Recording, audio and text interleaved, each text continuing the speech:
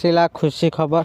Ration card ଥିବା ଲୋକଙ୍କ ପାଇଁ ଖୁସି ଖବର ଆସିଛି। କେନ୍ଦ୍ରର ଦୁଇଟି ଗୁରୁତ୍ୱପୂର୍ଣ୍ଣ ଘୋଷଣା କରାଯାଇଛି। ରାସନ କାର୍ଡ ସମ୍ପର୍କରେ ସରକାର ସମ୍ପ୍ରତି ଗୁରୁତ୍ୱପୂର୍ଣ୍ଣ ଘୋଷଣା କରିଛନ୍ତି। ଏହାର ଦୁଇଟି ଦିଗ ଅଛି। ଏହା ଅନେକ ଲୋକଙ୍କୁ ଆଶ୍ୱସ୍ତି ଦେବ। ଆସନ୍ତୁ ଆମେ ଏହି ବିଷୟରେ ପୁରା ବିସ୍ତୃତ ଭାବରେ ଜାଣିବା ଏହି ଭିଡ଼ିଓ ମାଧ୍ୟମରେ। ତେଣୁ ଭିଡ଼ିଓକୁ ଆରମ୍ଭ କରିବା ପୂର୍ବରୁ ଆପଣ ସମସ୍ତଙ୍କୁ ଅନୁରୋଧ, ଯେଉଁମାନେ ଏପର୍ଯ୍ୟନ୍ତ ଆମ ଚ୍ୟାନେଲକୁ ସବସ୍କ୍ରାଇବ୍ କରିନାହାନ୍ତି ଆପଣମାନେ ଏବେ ହିଁ ଆମ ଚ୍ୟାନେଲକୁ ସବସ୍କ୍ରାଇବ୍ କରନ୍ତୁ। ଆଉ ଏହି ଭିଡ଼ିଓକୁ ବହୁତ ମାତ୍ରାରେ ଲାଇକ୍ ସେୟାର କମେଣ୍ଟ କରନ୍ତୁ। ତ ଚାଲନ୍ତୁ ଡେରି ନ କରିକି ଆଜିର ଏହି ଭିଡ଼ିଓଟିକୁ ଆରମ୍ଭ କରିବା। ରାସନ କାର୍ଡ ସବୁଠାରୁ ଗୁରୁତ୍ୱପୂର୍ଣ୍ଣ ଡକୁମେଣ୍ଟ ମଧ୍ୟରୁ ଗୋଟିଏ। ପ୍ରାୟ ପ୍ରତ୍ୟେକ ପରିବାରର ରାସନ କାର୍ଡ ଅଛି। ଯେଉଁମାନଙ୍କର ରାସନ କାର୍ଡ ଅଛି ସେମାନଙ୍କ ପାଇଁ ଏହି ଖବର। କେନ୍ଦ୍ର ସରକାର ପ୍ରମୁଖ ବିନ୍ଦୁ ଘୋଷଣା କରିଛନ୍ତି। ଆସନ୍ତୁ ଜାଣିବା ଦେଶରେ ଖାଦ୍ୟ ସୁରକ୍ଷା ବ୍ୟବସ୍ଥାକୁ ସୁଦୃଢ଼ କରିବା ପାଇଁ ସରକାର ଯେଉଁ ପଦକ୍ଷେପ ନେଇଛନ୍ତି ତାହାର ସକାରାତ୍ମକ ଫଳାଫଳ ମିଳୁଛି। ଲୋକସଭାରେ ପଚରା ଯାଇଥିବା ପ୍ରଶ୍ନର ଉତ୍ତର ଦେଇ କେନ୍ଦ୍ର ରାଷ୍ଟ୍ରମନ୍ତ୍ରୀ ନିମୁବେନ ବାମ୍ବାନିଆ ପ୍ରମୁଖ ବିବରଣୀ ପ୍ରକାଶ କରିଛନ୍ତି। ସେ ସ୍ପଷ୍ଟ କରିଛନ୍ତି ଯେ ସାରା ଦେଶରେ ରାସନ କାର୍ଡଗୁଡ଼ିକୁ 100% ଡିଜିଟାଲାଇଜେସନ କରାଯାଇଛି। ଏହି ପ୍ରକ୍ରିୟାର ମୁଖ୍ୟ ଉଦ୍ଦେଶ୍ୟ ହେଉଛି ଆଧୁନିକ ପ୍ରଯୁକ୍ତିବିଦ୍ୟା ବ୍ୟବହାର କରି ବଣ୍ଟନ ବ୍ୟବସ୍ଥାରେ ସ୍ୱଚ୍ଛତା ଆଣିବା। ସରକାର ଆଶା କରିଛନ୍ତି ଯେ କୌଣସି ଅନିୟମିତତାକୁ ବିନା କେବଳ ଯୋଗ୍ୟ ବ୍ୟକ୍ତିମାନେ ଉପକୃତ ହେବେ। ଡିଜିଟାଲାଇଜେସନ ପ୍ରକ୍ରିୟାର ଏକ ଅଂଶ ଭାବରେ 99%ରୁ ଅଧିକ ରାସନ କାର୍ଡକୁ ଆଧାର ନମ୍ବର ସହିତ ସଂଯୋଗ କରାଯାଇଛି। ବାୟୋମେଟ୍ରିକ୍ ପରିଚୟ ମାଧ୍ୟମରେ ରାସନ ବଣ୍ଟନ ଚାଉଳ ଚୋରାଚାଲାଣର ପଦ୍ଧତି ଉପରେ ରୋକ ଲଗାଇଛି।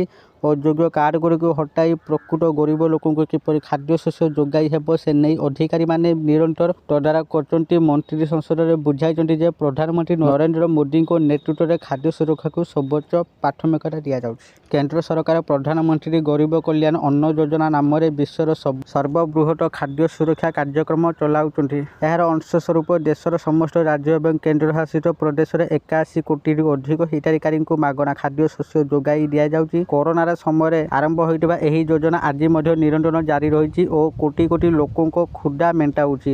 ସରକାରଙ୍କ ଦ୍ୱାରା ପ୍ରଦାନ କରାଯାଇଥିବା ଏହି ସହାୟତା ଗରିବ ପରିବାରର ଆର୍ଥିକ ବୋଝକୁ ହ୍ରାସ କରିଛି।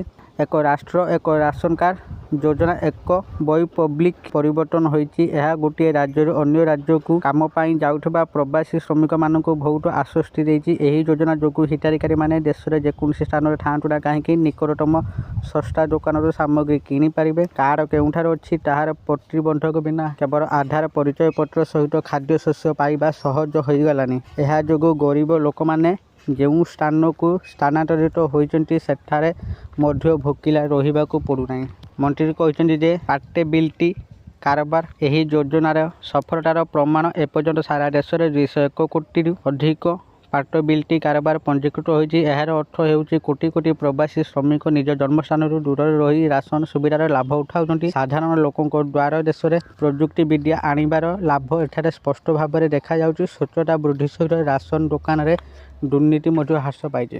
ଡିଜିଟାଲ ରାସନ କାର୍ଡ ସରକାରଙ୍କୁ ସଠିକ ସୂଚନା ପ୍ରଦାନ କରେ। ଏକ ନିର୍ଦ୍ଦିଷ୍ଟ କ୍ଷେତ୍ରରେ ଚାହିଦା ଜାଣିବା ଓ ସେହି ଅନୁସାରେ ଷ୍ଟକ୍ ପଠାଇବା ସହଜ ହୋଇଗଲାଣି। ଏହା ଖାଦ୍ୟଶସ୍ୟ ନଷ୍ଟ ହେବାରୁ ରୋକିପାରିବ। କାର୍ଡ ଧାରକମାନଙ୍କୁ ସେମାନଙ୍କ ଫୋନରେ ରାସନ ବିବରଣୀ ଯାଞ୍ଚ କରିବାର ସୁବିଧା ମଧ୍ୟ ଉପଲବ୍ଧ କରାଯାଇଛି। ସାଧାରଣ ବଣ୍ଟନ ବ୍ୟବସ୍ଥାରେ ଦାୟିତ୍ୱ ବୃଦ୍ଧି କରିବା ପାଇଁ ସରକାରଙ୍କ ଦ୍ୱାରା ନିଆଯାଇଥିବା ପଦକ୍ଷେପ ସାଧାରଣ ଲୋକଙ୍କୁ ଲାଭ ପହଞ୍ଚାଉଛି। ଖାଦ୍ୟ ସୁରକ୍ଷା କେବଳ ଚାଉଳ ଯୋଗାଇବା ନୁହେଁ ବରଂ ଗରିବ ଲୋକଙ୍କ ସ୍ୱାସ୍ଥ୍ୟ ପାଇଁ ମଧ୍ୟ ଗୁରୁତ୍ୱପୂର୍ଣ୍ଣ। ସେଥିପାଇଁ ସରକାର ମାଗଣା ଖାଦ୍ୟଶସ୍ୟ ବଣ୍ଟନକୁ ଏକ ସାମାଜିକ ଦାୟିତ୍ୱ ଭାବରେ ଗ୍ରହଣ କରିଛନ୍ତି। ବିପର୍ଯ୍ୟୟ ସମୟରେ ମଧ୍ୟ ଯୋଗାଣ ଶୃଙ୍ଖଳ ଯେପରିକି ବାଧାପ୍ରାପ୍ତ ନ ହୁଏ ତାହା ସୁନିଶ୍ଚିତ କରିବା ପାଇଁ ଦୃଢ଼ ପଦକ୍ଷେପ ନିଆଯାଇଛି। ଦେଶର ପ୍ରତ୍ୟେକ ନାଗରିକ ଯେପରି ପେଟପୂରା ଖାଦ୍ୟ ପାଆନ୍ତି ତାହା ସୁନିଶ୍ଚିତ କରିବା ଲକ୍ଷ୍ୟରେ ନୂଆ ପରିବର୍ତ୍ତନ ଅଣାଯାଉଛି। ଦୂରଦୂରାନ୍ତ ଗାଁରେ ରହୁଥିବା ଲୋକମାନେ ମଧ୍ୟ ଏହି ଡିଜିଟାଲ ସେବାର ଲାଭ ପାଇପାରିବେ ତାହା ମଧ୍ୟ ସେମାନେ ସୁନିଶ୍ଚିତ କରିବାକୁ ଚେଷ୍ଟା କରୁଛନ୍ତି। ଭାରତର ଖାଦ୍ୟ ସୁରକ୍ଷା ବ୍ୟବସ୍ଥା ବିଶ୍ୱ ପାଇଁ ଏକ ମଡେଲ। 100% ଡିଜିଟାଲାଇଜେସନ ଓ ଆଧାର ଲିଙ୍କେଜ ଭଳି ପଦକ୍ଷେପ ବ୍ୟବସ୍ଥାକୁ କ୍ଲିୟର କରିଛି। ଆଶା କରୁଛି ଆପଣମାନଙ୍କୁ ଆଜିର ଏହି ଭିଡ଼ିଓଟି ନିଶ୍ଚିତ ଭାବରେ ଭଲ ଲାଗିଥିବ ଆଉ ଆପଣମାନେ ଭିଡ଼ିଓ ଦେଖି ସବୁକିଛି ବୁଝିଯାଇଥିବେ। ଯଦି ଆପଣମାନଙ୍କୁ ଏହି ଭିଡ଼ିଓଟି ଭଲ ଲାଗିଥାଏ ଦୟାକରି ଏହି ଭିଡ଼ିଓକୁ ବହୁତ ମାତ୍ରାରେ ଲାଇକ୍ ସେୟାର ଓ କମେଣ୍ଟ କରନ୍ତୁ। ଆଉ ଯେଉଁମାନେ ଏପର୍ଯ୍ୟନ୍ତ ଆମ ଚ୍ୟାନେଲକୁ ସବସ୍କ୍ରାଇବ୍ କରିନାହାନ୍ତି ଆପଣମାନଙ୍କୁ ଅନୁରୋଧ ଆପଣମାନେ ଏବେ ହିଁ ଆମ ଚ୍ୟାନେଲକୁ ସବସ୍କ୍ରାଇବ୍ କରନ୍ତୁ। ଆଜି ପାଇଁ ଏତିକି। ପୁଣି ଦେଖା ହେବ ଆଉ ଏକ ନୂଆ ଭିଡ଼ିଓରେ। ସେତେ ପର୍ଯ୍ୟନ୍ତ ମୁଁ ଦୀପୁ ଆପଣମାନଙ୍କଠାରୁ ବିଦାୟ ନେଉଛି। ରହୁଛି। ଧନ୍ୟବାଦ।